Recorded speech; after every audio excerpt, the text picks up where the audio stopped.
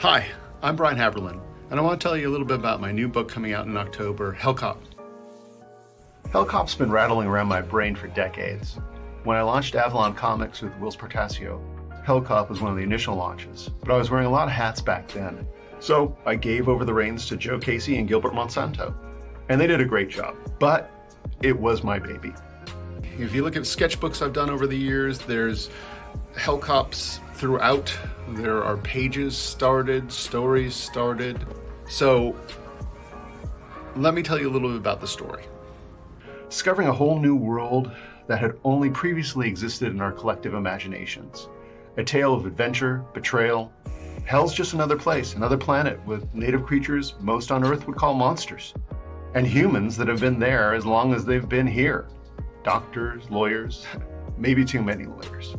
Please join me in October for the release of Hellcop and the Hellcop 3D Halloween special.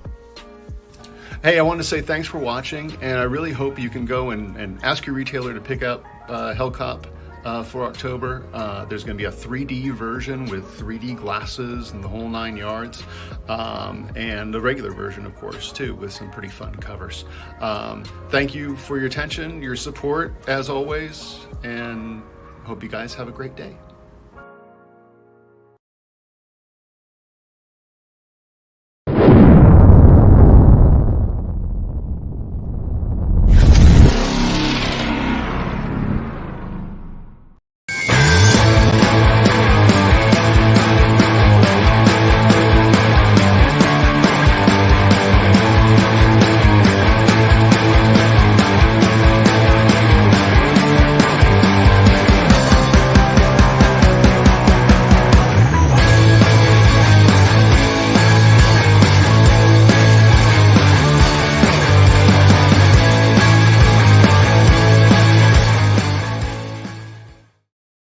Everybody, and welcome to the experience. This is Minute to Skim It. I bet you wonder, why Minute to Skim It? How in the world did you come up with that silly name? Well, when we first started doing this show back in the day, we really and genuinely timed ourselves and tried to read as much of a book as we could in 1 minute, which is not very long. So when we were doing reviews, we were just kind of like winging it big time. That didn't last very long, though, because we realized that we probably couldn't do a responsible review. It was based on a 1 minute look at a book. And now it kind of is translated into, we're going to tell you about a book within a 1 minute time. So that's what it's rounded out to being. Ish, yeah. And it depends on how much we love the book, right? Absolutely. All right. This is about books that are releasing this week. There's a very few that we might get extra previews for here because we got advanced copies. We would give you an extra heads up. And this is so that you can get together with your local comic shop, give them a call tonight, or run in first thing tomorrow morning and get the copies of the things you want. Because I know that there is a bunch of stuff that releases this week that's probably going to be high competition for copies tomorrow. So if you have an LCS, definitely get in touch with them, or you can use comicshoplocator.com to find one near you if you happen to be out and about, like people that are in New York right now getting ready for your New York Comic Con. I'll see you on Thursday. But if you're out there and you're like, I don't know, where do I go? Probably Midtown Comics or one of the other really amazing places out there. All right, we're going to do our awesome reviews. I'm going to start with Out. I know that last week I did an Out review, but that was a week early. So I thought maybe just in case you didn't get to be here for that one, I will tell you about this one. This is a cool title from AWA Upshot. And it is a really kind of cool period piece vampire tale, which is set during World War II. So basically focuses in on a set of prisoners of war that are getting transported to a facility in the middle of nowhere. And one of the people that is there is kind of distrusted by some of the other soldiers because they got brought in as a translator. So they know how to speak German, which, then they say, that guy's a spy. And it's not true. They're there to do the job of, helping translate. So when they're doing war, they can figure out what they're supposed to be doing. And it just happens to be a first people's person. So this character ends up being super important to the series because when you get to the last pages of this book, you're going to see, and it was in the pitch for the book. So it's not like, you're ruining the things. There's zombies. And this character is going to be integral in the trying to, they're going to use their skills of communication to help people to survive. So they don't all die. So is it zombies and vampires, or is it? What did I say? Did I say zombies? I'm sorry, it's vampires. Okay. It's not the normal vampire-looking thing. Yeah. It's spooky, scary. Like imagine if Guillermo del Toro designed them. It's kind of like that. That makes sense. All right. So I guess I will start off this week with are you afraid of Darkseid? Miss Jen, are you afraid of Darkseid? Darkseid is?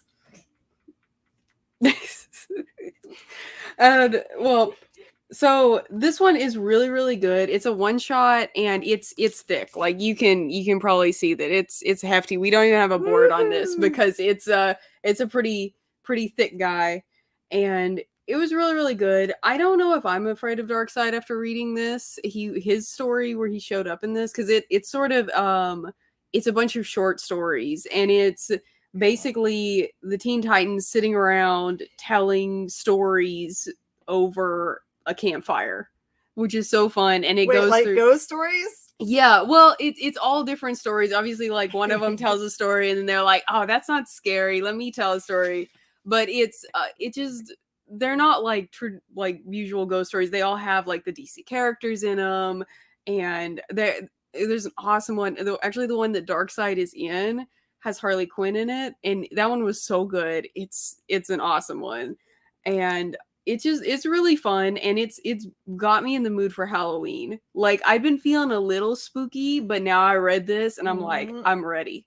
I'm ready for Halloween. Like, this is the Halloween DC book to get. So were you familiar with Darkseid before you read this book?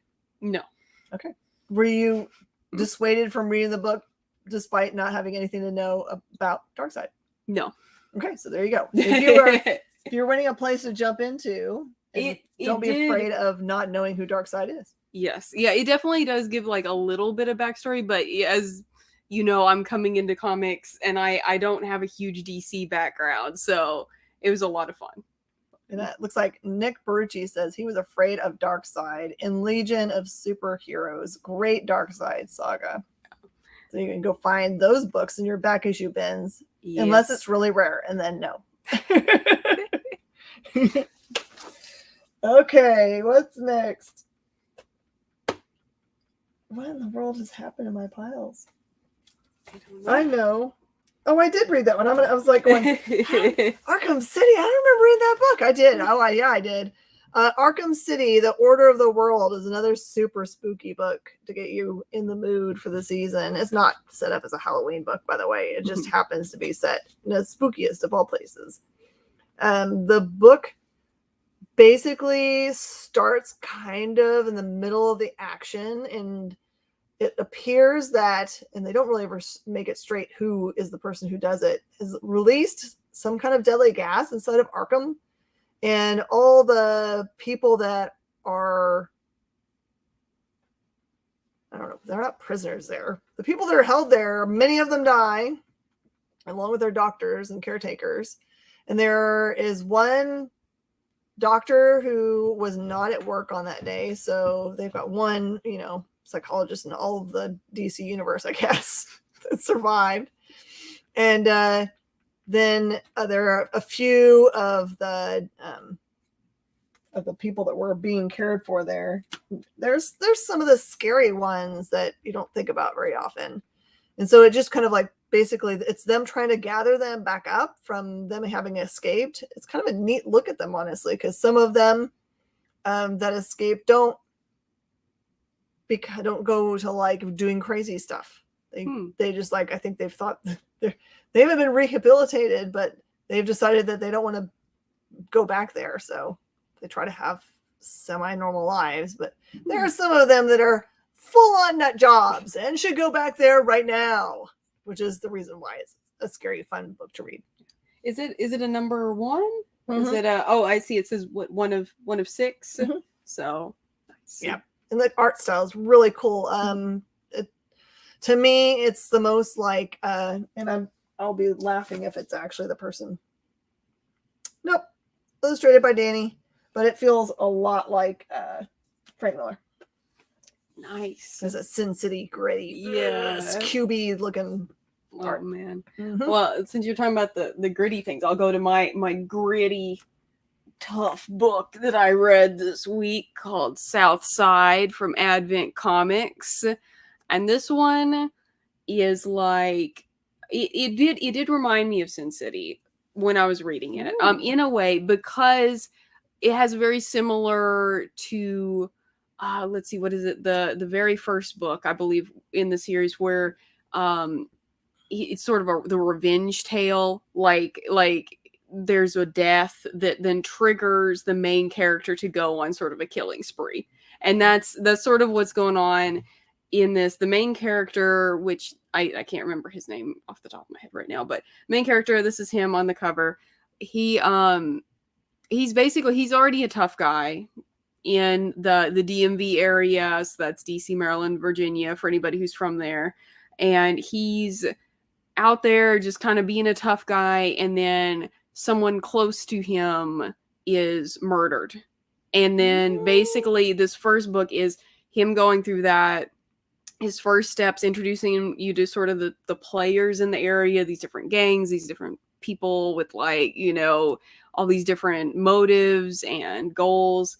And he basically says at the end, he is going to wage war. He is going to go get this guy who has basically ordered the hit on his loved one. So it's really good if you're just looking for like some solid action, shoot 'em up, just that's awesome. Yeah, that's what this book is for. He looks tough.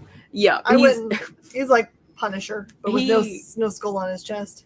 Yeah, he's insanely tough, and that's his whole thing. Is he's like, I'm tough. So he says that. So he says he's tough. Yeah, he says he's tough. I don't think you have to say that if you look like he does. Yeah. All right, this is so awesome. I got to sit down with Fred Van Lente, who wrote this cool new series of Jennifer Blood. The series has been written it was created by Garth Ennis, as far as I know, and then was taken over by another writer, and I can't remember who that one was because I'm having one of those days where I can't remember anything, like an old person. But Fred did this really cool take on it where, so the last series, it appears that Jennifer Blood died in prison, attacked. Bad if you go to prison, where the bad people are that you usually hunt and kill. So, they're going to take care of you if they can. Al Ewing, thank you so much, Nick. I was going to guess that, then I was like, no, I think that's because he's getting ready to launch the, new Venom. But, so in this one, it takes place in this cool town of, like, I think it's called Bountiful or something, which is kind of funny.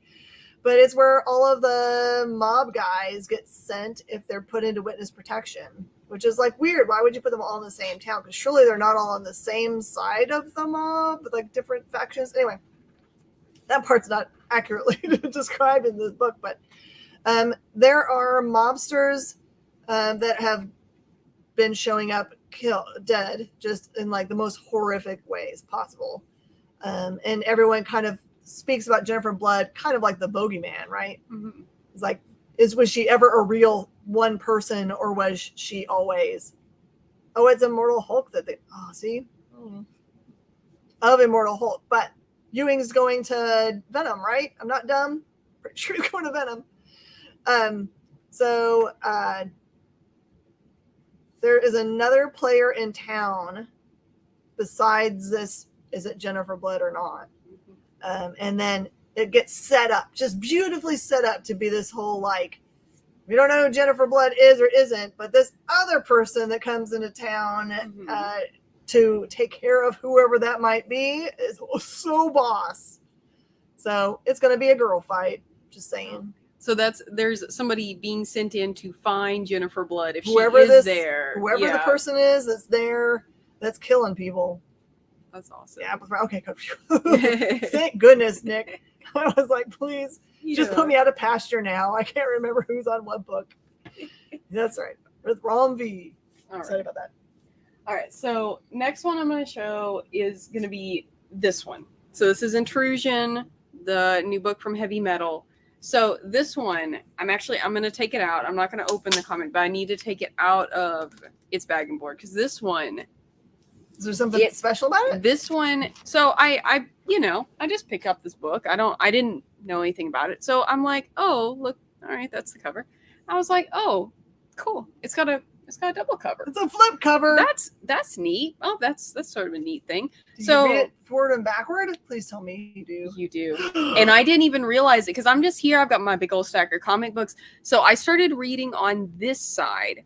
I would recommend starting on this side. I'm not sure which one is really intended because this one like has the barcode. So I'm guessing they intend you to start on this one. But that's my recommendation is the orangey yellow side. Mm-hmm. So what the story is about is it's about a family, and it gives you a little bit of history in the very beginning of it, that basically there were a lot of French families from Canada that, due to like issues historically, decided to come down and get cheap land in Louisiana in the bayou and try to make a living there. So, and this family has chosen to do that. They've chosen to come down and try to make their life in the swamp, but they encounter some things that are not so human. You can see the scaly hands here,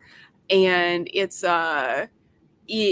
gets really interesting. It sort of starts off as what you think is gonna, this side you're reading all happily and you think, oh, this is just a regular old monster book, and then halfway through you realize you need to flip it over and start reading from this side. Mm-hmm. And it gets a little more complicated, but it was so good. It just blew my mind. Absolutely. That's Heavy Metal imprint Magma. Yes. I'm trying to remember the last book I read, which was an actual flip book that was successful. I think I owned back in the day a Black Beauty flip book with White Fang. I love them both equally. Yeah. I just would flip them from one to the other and keep reading. And I'll also say another good monster book. I don't know if they planned it to come out in October, but another good swampy monster for the Halloween season. They might have. All right. You know that I don't always review just number ones. I sometimes go into other issues, the ones that I love. So this is Blowtorch number 3 out of Second Sight Publishing.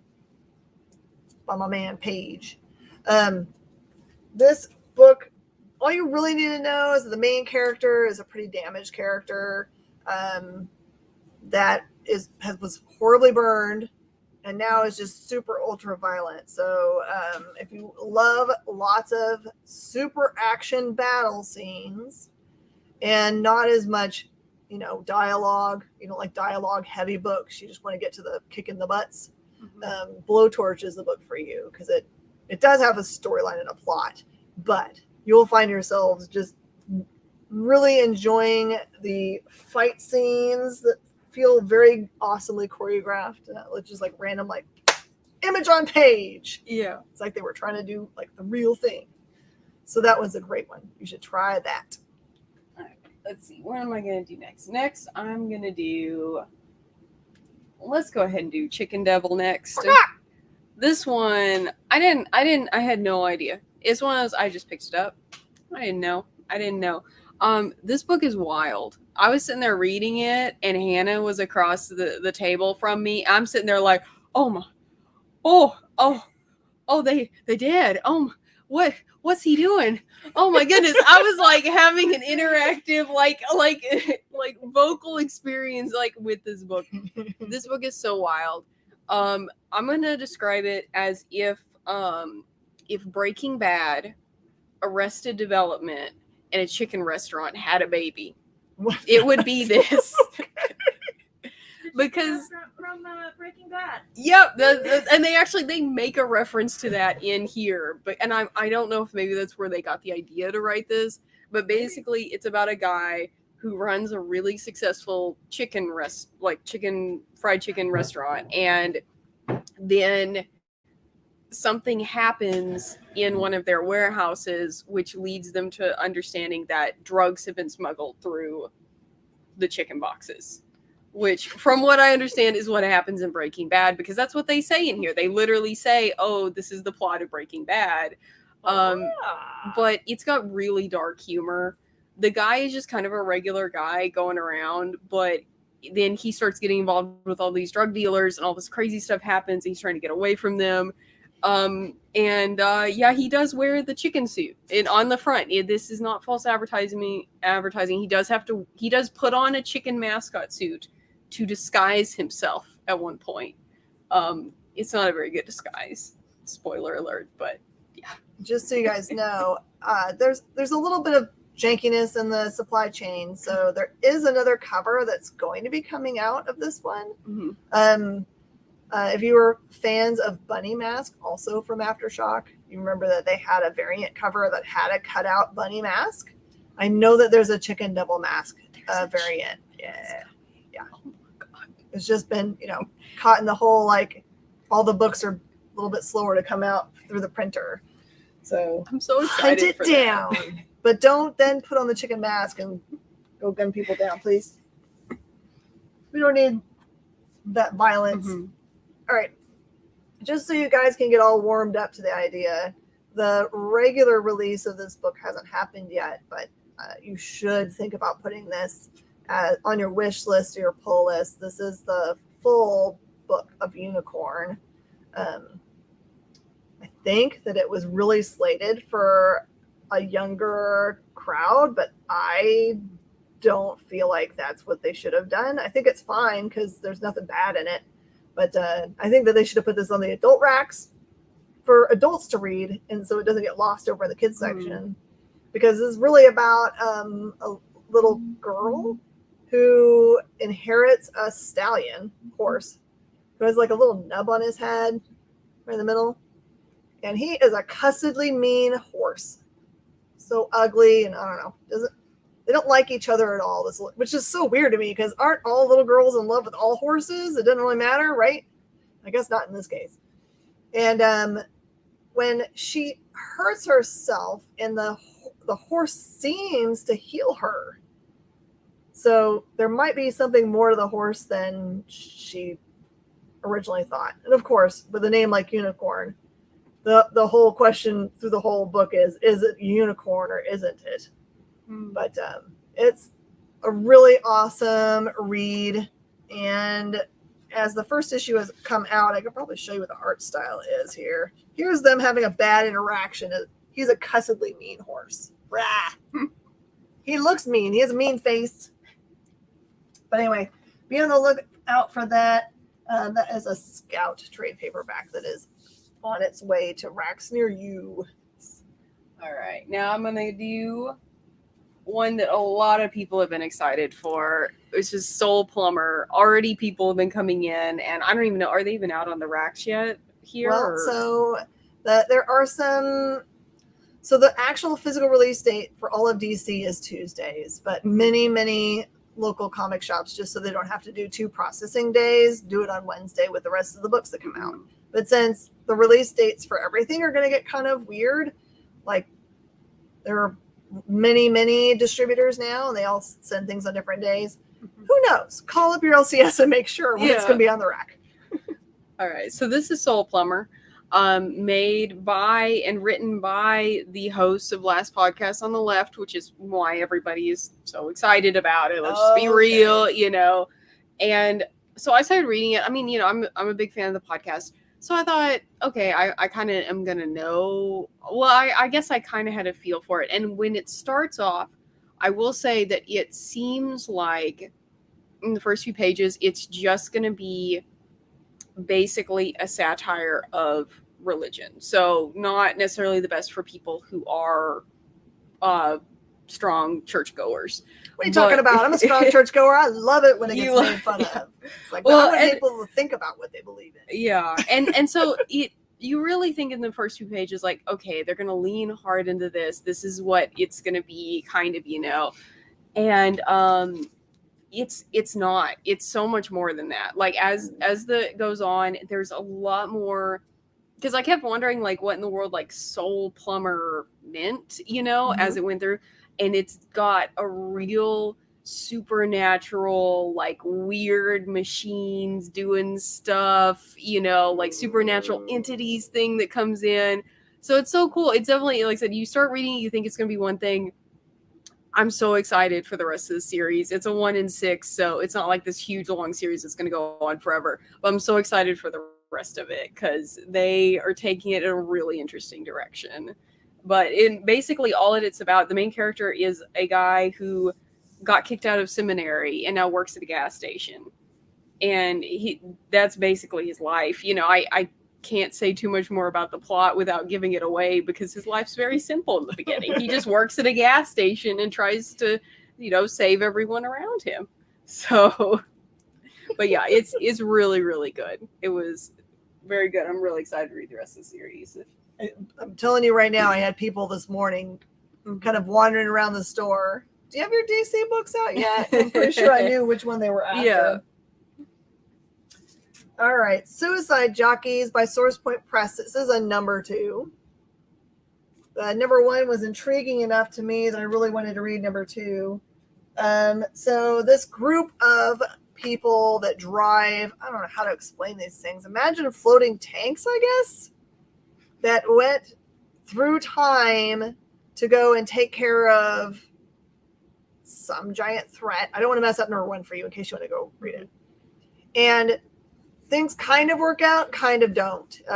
It looks like time may have had something broken about it because this book kind of jumps forward in time, and none of those people that were the original suicide jockeys that went through and took care of the creatures, it doesn't look like they really are together anymore, or if they are, it's like really strained relationships. So most of the book is about them trying to like figure out how to, they know that there's something they need to do, but one of the guys is universally disliked now. So one of them has kind of like sold himself to, you know, doing TV shows and having a film crew follow him around. And so it's about convincing them all to get together and redoing what they're doing. But the cool thing about the design of this book, it's really like it takes a long time to read because it's really greatly written. It's not a bunch of fluff. But what's neat is that you'll be reading along and then there'll be a whole page with no words whatsoever that appears to have a bunch of different possibilities of things that are going on or have gone on. So you're like going, wait a minute, are we seeing possible other things that have happened in different timelines? I'm not 100% certain, but it's got me intrigued to find out. So anyway, we got ourselves all set. You want me to go see what that is? Figure out what they got to know. They can't get in the door, even with a key. Yeah. All right. So, and that's it. It's really great. All right. Well, that description of where there's whole pages without any words has made me think of this book here, A Righteous Thirst for Vengeance, which is the #1 coming out this week, and this one is really good. It's a fast read. There's not a lot of words, but the story it tells just through pictures is so good. It's really, really simple, and you're kind of going along with this guy, and basically this guy, the main character here on the front of the book, which I'm not even really sure it ever tells you his name. There's very, very little words at any point in this book. But he's just going through his day. It's raining. He doesn't have an umbrella. He, lets somebody else get on the bus in front of him, and he gets soaked, and, his pack of cigarettes gets soaked. And then when he goes to the grocery store to get some more, they don't have his. Like, it's just like a bunch of little things going wrong in a guy's life. You know that he's not a winner. Yeah, and it's at least not on that day. That doesn't really tell you anything about who he is, other than it does show you he does little acts of kindness. He stops to, he runs into someone and then he helps them pick up their groceries and stuff. It's just like, you can see that he is, at least on some level, a kind person, because he does, even though he's having this terrible day, he stops to help people. And things. And then the whole day he's on public transportation. He's getting to some location. It never explains why he's going there or whatever, but he goes into this house, and after this is like the very last few pages of the comic, and he goes into this house and there's been a murder. Oh no. A very gruesome, graphic, horrible murder.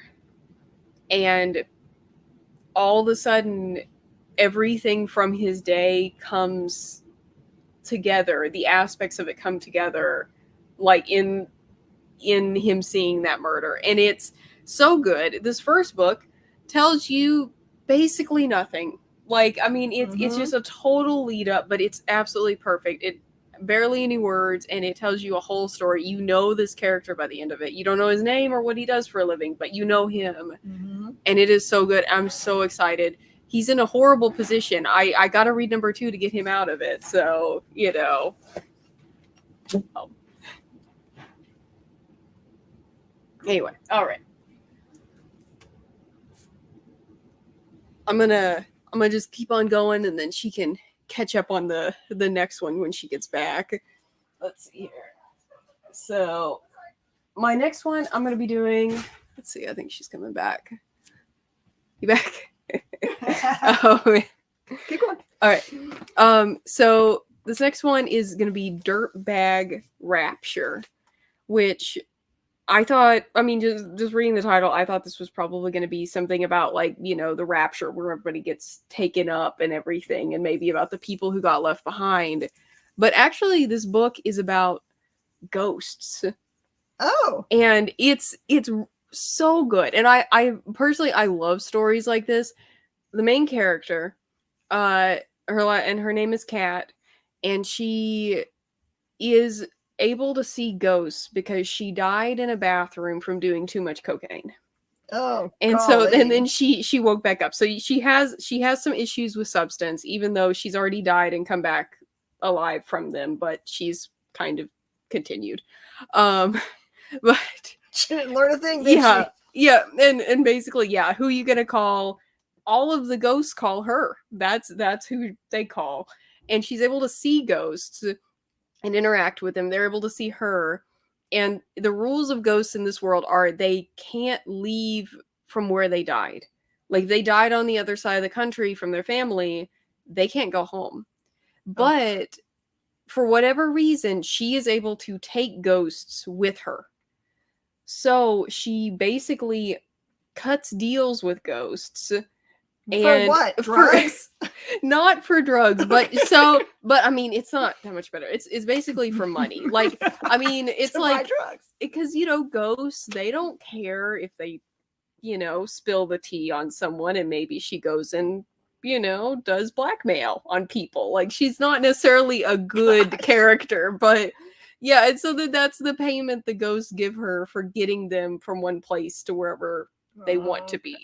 So it's a really good story. It's really interesting, and basically she's just going about her business as usual of ghosts and blackmail and all that, and she picks up a ghost who turns out to not exactly be a regular ghost and not exactly be what she says. And there's a lot bigger forces at play that she did not know about. So it gets really action packed towards the end, but it's so fun. I love books about ghosts. So this one was a really fun surprise for me because I didn't even know it was going to be about ghosts. Weirdly, I think that Dirtbag could hang out with Scumbag, which is a book from Image Comics about a guy who is a drug user who accidentally receives a superpower serum that was designated for somebody else. Oh my goodness. That's the crossover episode that they're going to have to do. I think so. Oh no, we got to do Mega Smash. I got to do 2 so we can catch up. This one is Mega Smash with a dude, bro. Ashcan. Which has an origin story in it. So if you're an origin story person, this is one you need. This dude works at a energy drink factory, and it appears that he is the dude that tightens the tops of the bottles. In this ash can, he's being told by his boss, who is terrified of him, by the way, to will you please not tighten them so hard that our customers can't get into our drinks. And there's alarm that happens in the factory, and he is supposed to be evacuating with everybody else, and he doesn't. So what happens when you have an exploding factory full of energy drink and a guy who's stuck inside, and you're writing a comic book? Maybe it's an origin story. But yeah, he says dude and bro a lot. So if you like that, you will be totally down for it. It's hilarious. Oh, by the way, the big selling point, honestly, is a creative team on this. This is Garrett Gunn, who you know from many, many things, but the big hot book that's coming up next from their creative group, him and Dr. Chrissy Blanche, is Good Boy. Mm-hmm. But this is Garrett Gunn, and then his compatriot on Warcorns, who does the art, Kit Wallace. So think about adding that to your pull boxes. And from Scout Black Caravan, this is Swamp Dog's House of Crows, which we both read. Mm-hmm. And we will say that there are 3 stories that happen in this book. The first one seems to happen during Civil War and involves zombies. Mm-hmm. The second one seems to happen, who cares? It doesn't matter what era, we'll say, the 80s. And it's a kind of a little tryst storyline, which mm-hmm. is basically girls get together. And then there's another story that happens at the very end. And we're assuming that all of this is going to get together as a storyline at some point. Bean had this to say about after her reading. I feel like I should have been able to connect the dots, but I didn't. Sometimes I'm not the best at picking up on subtlety, because Miss Jen was like, of course they're all related. And I was like, oh no, I said I knew they will be related. Yeah. I don't know how they are right now. Yeah, it was fun, but I was just like, I don't know what happened. I don't know. Mm-hmm. I don't know. But we'll see. We'll see what happens next. Because the middle part of the story has no zombies, mm-hmm. and does have cute girls, one of them wearing cat ears. Yeah. So. Yeah. I don't know. I guess a zombie's probably going to get after him. I'm some down point. for whatever. Well, maybe they both have to like rely on each other to survive some situation. You're almost done on your side, so I gotta do a bunch now. Darkhold Alpha. Darkhold, of course, is the name of this cool book. I'm pretty sure it's the book that you see Wanda reading in the cutscene at the very end of WandaVision, when she's also on the porch. So I hope you caught up with WandaVision. Oh, heaven help me if I've just spoiled everything for everybody. So it's a very dangerous book. I think its lore is that if you can read the original language of the book, maybe you can control it, but most everybody goes crazy that does or tries. And in this one, Doom and the Scarlet Witch herself both are competing to have access to this book. And of course, Wanda believes it's hers because she has been taken over by the, I guess, demon entity that lives in this book a couple times.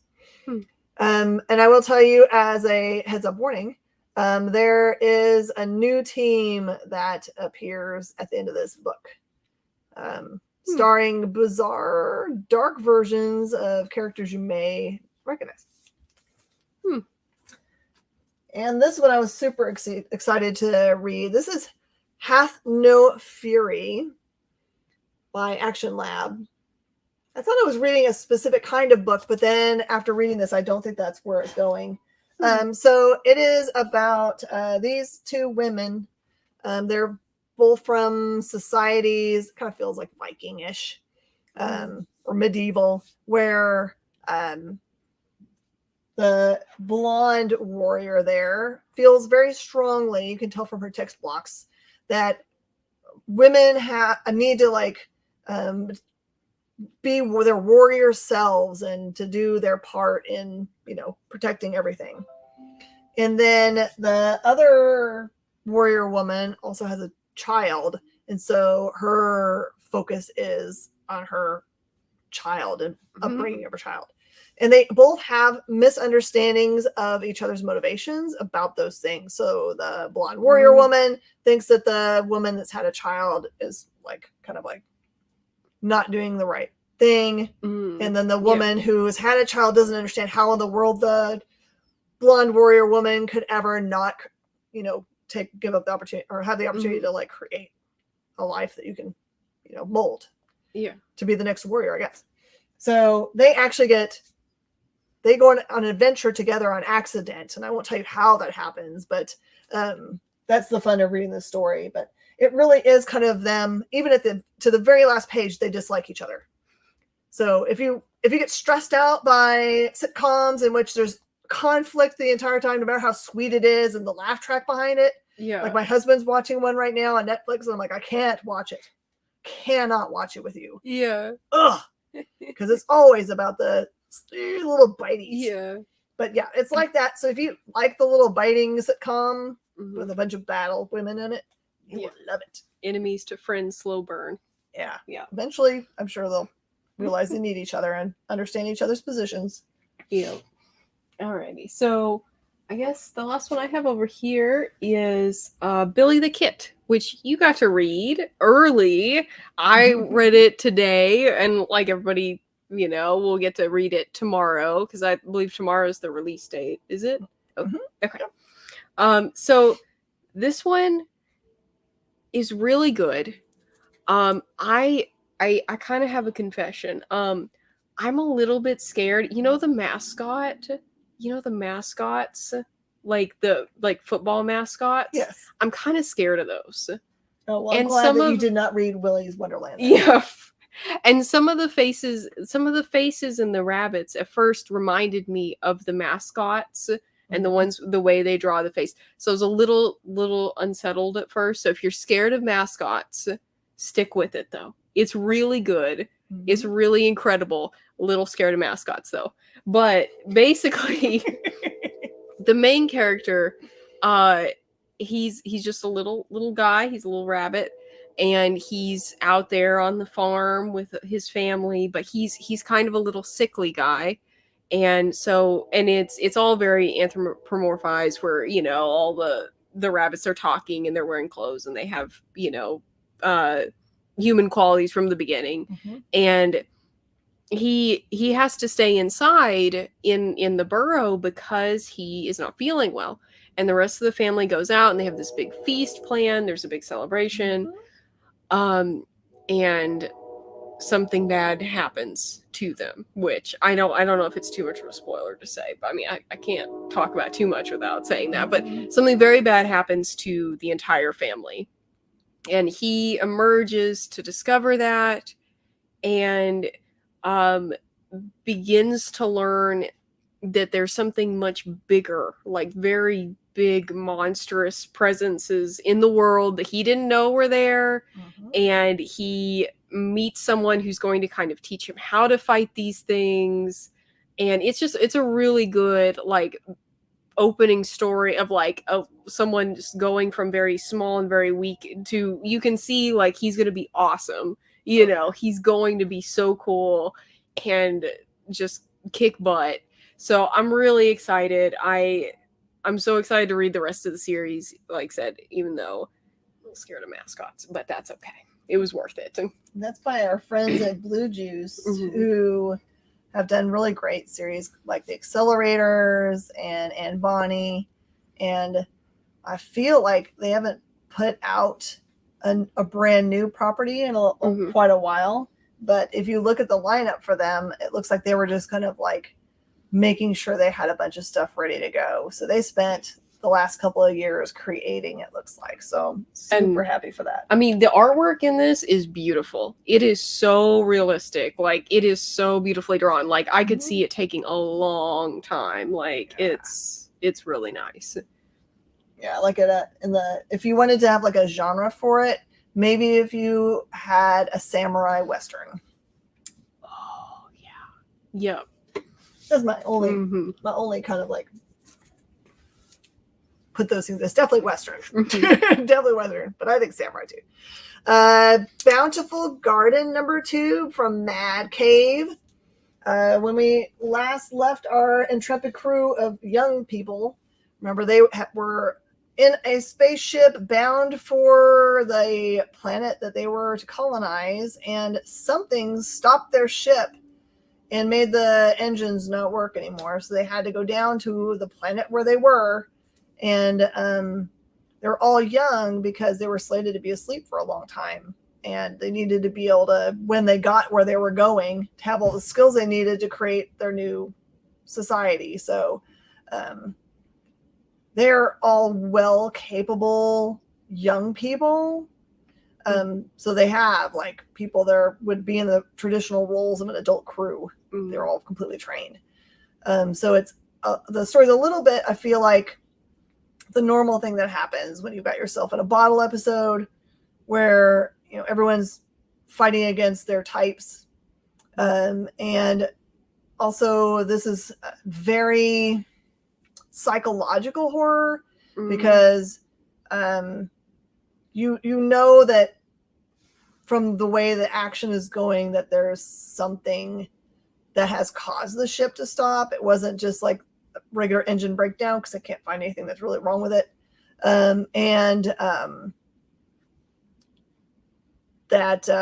It's just the way that everything's being set up. That there's something down on the planet. So you'll get to find out kind of what it is, but it feels very like, am I actually seeing something? Or is this the madness that they're falling into? Unknown. That I don't care that I don't know. Yeah. That's really cool, because reading the first one, it really sets it up where it could be the psychological, or it could have gone the full on, giant evil monster is ripping their faces off. Yeah. But I do have one question. Did that one child ever stop crying? Because he cried through the whole first book. That one character. He's not crying in this one, as far as I can tell. I don't remember any crying kids. Okay. For fans, I would say of a kind of a cool mixture between like Moon. You guys remember Moon? It's very, like, if you've never watched it, I'm not going to spoil it for you. You should go rent that baby right now. Yeah. Starring one man who should have won all the awards. One man. And then put some kind of like weird, what was that one where the spaceship actually was a gateway to hell? Oh, I'm going to forget the name of it. It's always, Deep Horizon. Because I was like, that one was always, whenever we did like Starship Smackdown, I always be like, if you put that ship in, they win. Yeah. Because if you're within like a certain distance from it, it like just opens hell. But there's no escaping that. What do you do? And the last book of our reviews, Willy's Wonderland. This is a book from American Mythology Productions. Essentially, think of Five Nights at Freddy's, plus Chuck E. Cheese, plus take all of the stops off and make it adult and horror and very adult and horror and bloody. So it's awesome. It's perfect for this time of year. But if you were scared of mascots or animatronics that might eat you. Oh, yeah, it's crazy how I sorted out the comics we were going to read this week, and that one ended in your pile. Oh, what a coincidence. That's right. Willy's Wonderland is about Nick Cage eating the scenery. Yep. We sure hope so. So yeah, if you saw the movie, you already know what it's about. So okay. All right, everybody. There is a lot more coming out this week, so make sure you look at the full list.